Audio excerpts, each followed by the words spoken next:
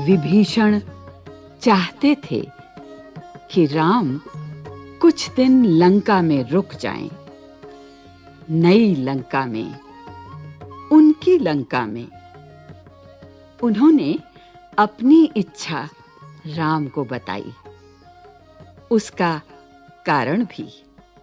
प्रभु, मैं चाहता हूं कि आप कुछ दिन यहां विश्राम कर लें। युद्ध की थकान उतर जाएगी। वैसे इसमें मेरा स्वार्थ भी है। आपका सानिध्य और रीति नीति सीखने का अवसर। आपने ये नगरी देखी भी तो नहीं है। राम ने लंका नगरी में कदम नहीं रखा था। सीता से मिलने हनुमान गए 2 बार, अंगद गए, लक्ष्मण भी हो आए विभीषण के राज तिलक के समय। राम उस नगरी से दूर ही रहे। ये संभव नहीं है मित्र। वनवास के 14 वर्ष पूरे हो गए हैं। मैं तत्काल अयोध्या लौटना चाहता हूं। भरत मेरी प्रतीक्षा कर रहे होंगे। जाने में विलंब हुआ तो वे प्राण दे देंगे। उन्होंने प्रतिज्ञा की है, मैं उनकी प्रतिज्ञा से बंधा हूं। किंतु विभीषण राम से अलग नहीं होना चाहते थे। उनका अनुरोध राम ने अस्वीकार कर दिया था, पर वे निराश नहीं थे। इस बार उन्होंने एक नया प्रस्ताव रखा। प्रभु, मेरी इच्छा है कि मैं आपके राज्याभिषेक में उपस्थित रहूं। मुझे अपने साथ चलने की अनुमति दें। राम ने उनका आग्रह स्वीकार कर लिया।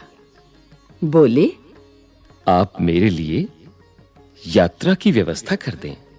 जो आज्ञा प्रभु।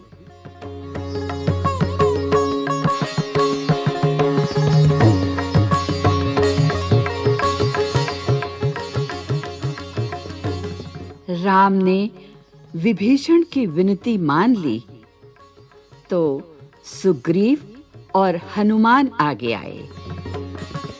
राम ने उन्हें भी अयोध्या आमंत्रित किया। विभीषण का पुष्पक विमान उन्हें ले जाने के लिए तैयार था।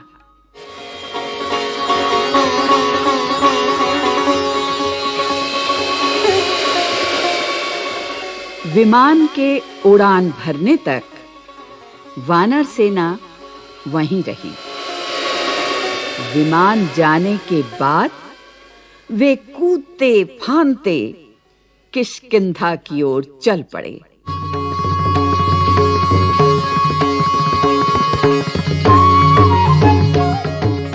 विभीषण ने अपने कोषागार से उन्हें रत्नाभूषण दिए थे। उनकी वर्षा की थी उसी विमान से। वानरों के लिए ये मनोरंजन था। जिसे जो मिला लूटा। विमान लंका से चला। उड़ान भरने के बाद उसने उत्तर दिशा पकड़ी, जिधर अयोध्या नगरी थी। राम सीता के साथ बैठे थे। मार्ग में पड़ने वाले प्रमुख स्थान बताते जा रहे थे। रावण सीता का हरण कर उसी मार्ग से लाया था, पंचवटी से। उस समय सीता ने वे स्थान ठीक से नहीं देखे थे। स्थानों के नाम उन्हें ज्ञात नहीं थे। पहले रणभूमि पड़ी, फिर वो पुल जिसे नल और नील ने बनाया था, सेतुबंध। किष्किंधा रास्ते में था। वानर राज सुग्रीव की राजधानी थी। सीता के आग्रह पर विमान किष्किंधा में उतरा। सुग्रीव की रानियों तारा और रूपा को लेने।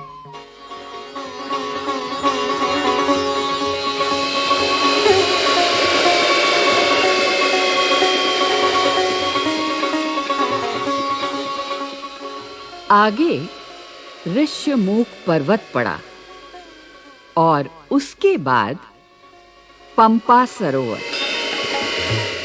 उसकी सुंदरता अद्भुत थी। राम ने सीता को एक पतली चमकती हुई रेखा दिखाई। सीते, प्रभु, देखो। हाँ, ये गोदावरी नदी है। ऊंचाई से इतनी छोटी दिख रही है। इसी के तट पर पंचवटी है। हाँ प्रभु। देखो, हमारी पर्णकुटी अब भी बनी हुई है।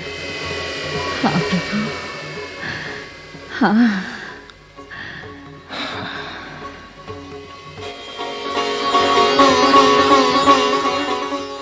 सीता ने आंखें बंद कर ली, जैसे पंचवटी को पुनः देखने से डर रही हूं। उन्हें पूरा घटनाक्रम याद आ गया। गंगा यमुना के संगम पर ऋषि भरद्वाज का आश्रम था। विमान वहां उतरा।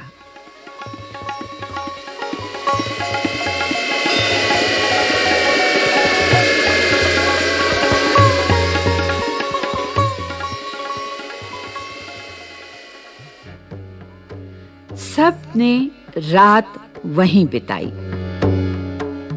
ऋषि का आग्रह था, राम उसे टाल नहीं सके। वहीं से उन्होंने हनुमान को अयोध्या भेजा, भरत को उनके आगमन की पूर्व सूचना देने के लिए। राम सीधे अयोध्या नहीं जाना चाहते थे। उनके मन में एक प्रश्न था, एक संशय। 14 वर्ष की अवधि कम नहीं होती।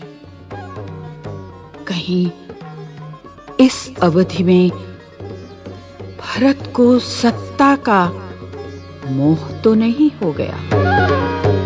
हनुमान को अयोध्या भेजते हुए उन्होंने ये प्रश्न रखा था।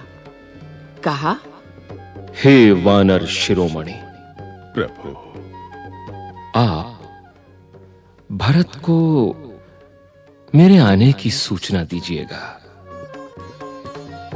ध्यान से देखिएगा कि ये समाचार सुनकर उनके चेहरे पर कैसे भाव आते हैं। जैसी आज्ञा प्रभु।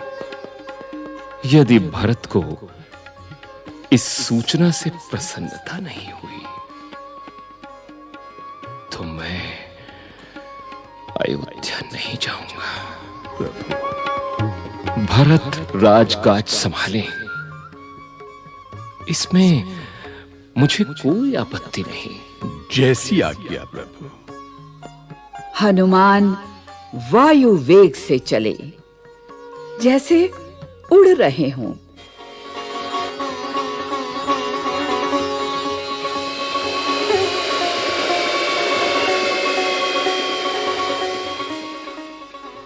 मार्ग में निषाद राज गुह से भेंट की। उनसे अयोध्या का हाल जाना। वहां से नंदी ग्राम पहुंचे।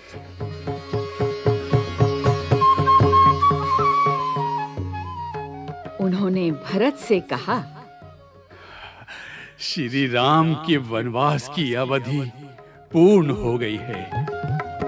वे लौट रहे हैं, प्रयाग पहुंच चुके हैं। मैं उन्हीं की आज्ञा से आपके पास आया हूं। भरत की प्रसन्नता का ठिकाना न रहा। आंखों में खुशी के आंसू थे। वे बार-बार हनुमान को धन्यवाद दे रहे थे, ये शुभ सूचना उन तक पहुंचाने के लिए। उनके चेहरे पर केवल एक भाव था, प्रसन्नता। हनुमान उनसे विदा लेकर आश्रम लौट आए, राम के पास।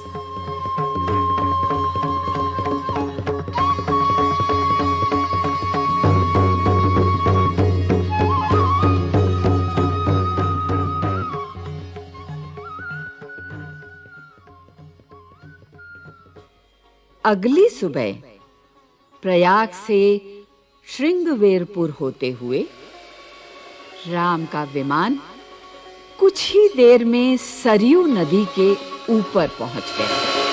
दूर अयोध्या नगरी के भवनों के शिखर दिखाई देने लगे।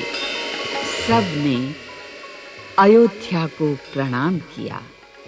उधर भरत से सूचना पाकर अयोध्या में उत्सव की तैयारियां होने लगी। नगर को सजाया गया। शत्रुघ्न राज्याभिषेक की व्यवस्था में लग गए। महल से तीनों रानियां नंदीग्राम के लिए निकल पड़ी।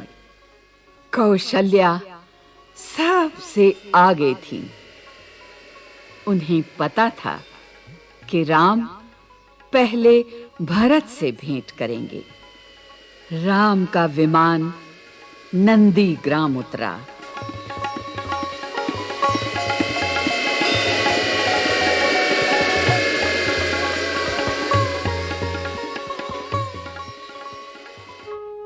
उनका भव्य स्वागत हुआ। आकाश राम के जय घोष से गूंज उठा।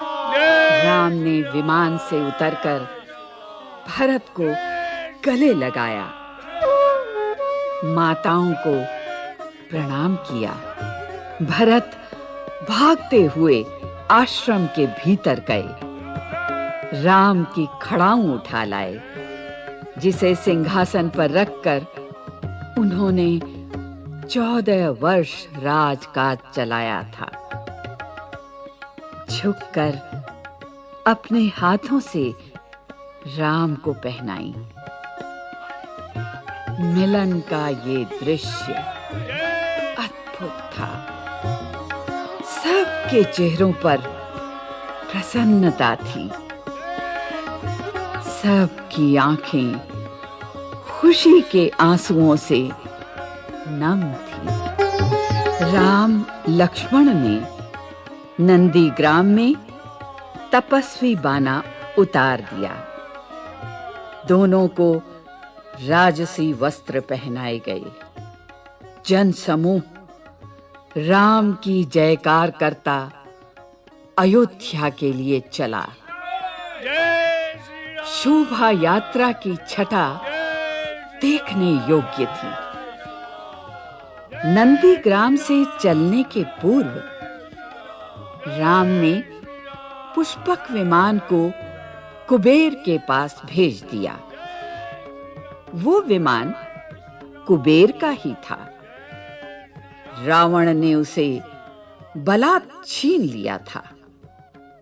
सजी धजी अयोध्या नगरी राम के दर्शन पर आह्लादित थी। नगरवासी प्रसन्न थे। उन्हें उनके राम वापस मिल गए थे। माताएं प्रसन्न थी। उनका पुत्र लौट आया था। मुनिगण खुश थे। राम ने उनकी शिक्षाओं का मान रखा, कभी विरत नहीं हुए। भरत ने अयोध्या का राज्य राम को नंदीग्राम में ही लौटा दिया था। पूरा नगर सजाया गया था, दीपों से जगमगा रहा था, फूलों से सुवासित था, वाद्य यंत्रों से झंकृत था। पूरे 14 वर्ष बाद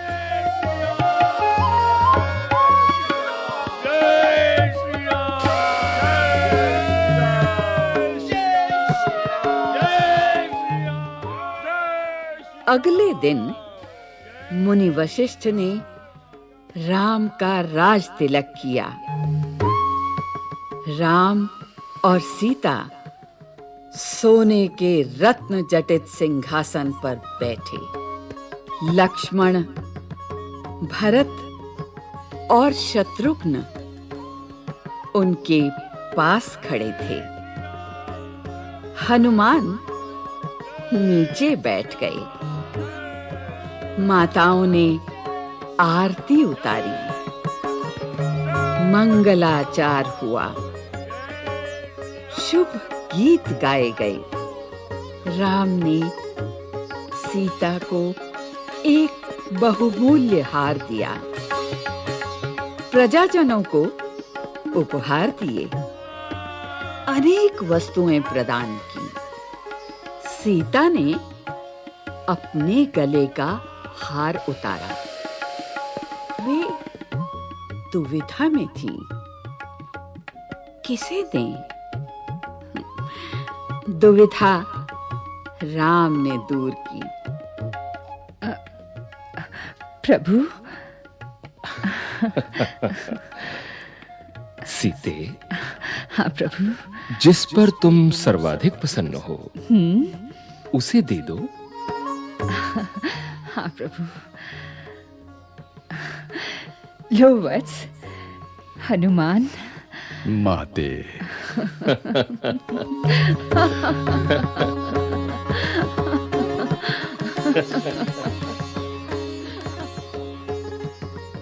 सीता ने वो हार हनुमान को भेंट कर दिया, भक्ति और पराक्रम के लिए।